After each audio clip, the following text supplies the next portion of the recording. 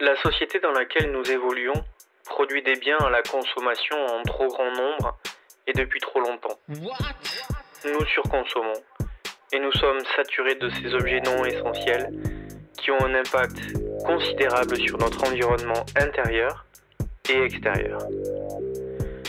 Ce déséquilibre est provoqué par ce trop-plein dans nos vies. Nos vies sont remplies, mais sont-elles bien remplies ? Cette abondance d'objets devrait nous rendre pleinement heureux, mais est-ce le cas ? Non. Nous courons toujours derrière un autre désir, un autre objet, sans n'être jamais rassasiés. Il est capital de rééquilibrer notre rapport à l'objet, qui a pris le pas sur nous et nous rend malheureux. Respire. Nous pensons à défaut que l'avoir nous rendra heureux, mais nous confondons le désir et le besoin, et nous nous laissons convaincre que l'objet sera la réponse à tous nos maux. Nous sommes tous convaincus que c'est faux, mais pourtant, nous continuons à faire vivre ce mécanisme archaïque. Nous cumulons toutes sortes de biens et d'informations, car ce processus est ancré dans le fonctionnement chimique de notre cerveau, depuis notre origine. Pour qu'un individu agisse, il faut que son corps reçoive une récompense.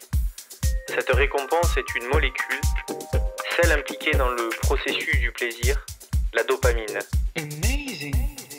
Notre moteur passe par l'accumulation de toujours plus de plaisir.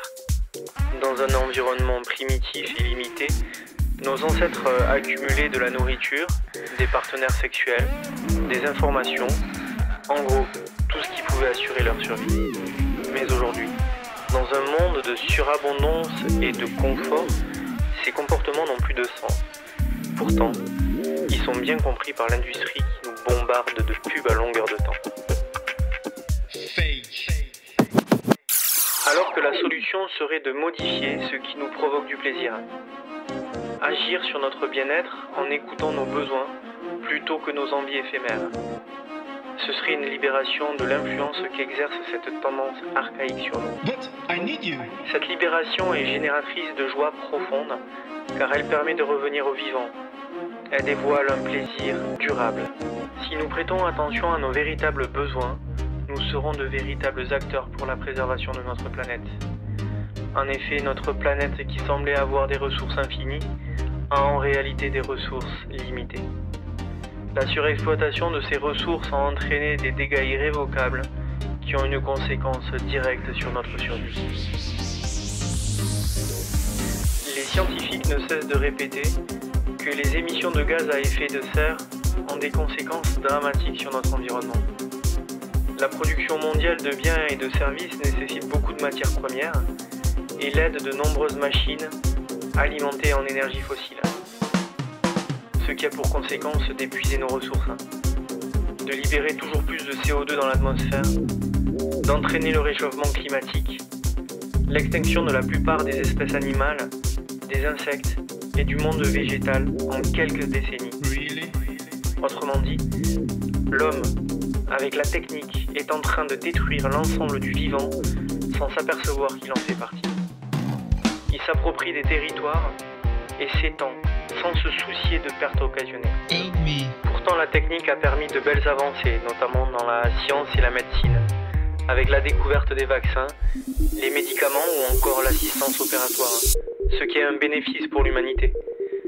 À noter que nous avons dépassé la barre des 8 milliards d'êtres humains en novembre 2022. Nous étions 0,5 milliards en 1800, au début de l'ère industrielle. Open your heart. Nous sommes de plus en plus nombreux à vivre sur cette planète.